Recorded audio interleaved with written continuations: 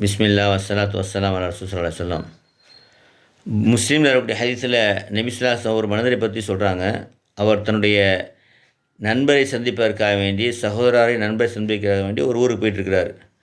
அப்போ அல்லாஹ் தஆலா ஒரு மலக்கை மனித ரூபத்தில் அனுப்பி அவர்கிட்ட கேட்குறான், நீ எங்கே போகிறேன்னு கேட்குறான். அவர் சொல்கிறார், நான் என் நண்பரை பார்க்க போயிறேன். அவர் உனக்கு ஏதாவது உதவி செஞ்சுருக்கிறாரா, அதுக்காக நீ பார்க்க போறியா அப்படின்னு கேட்கும்போது, அப்படிலாம் கிடையாது.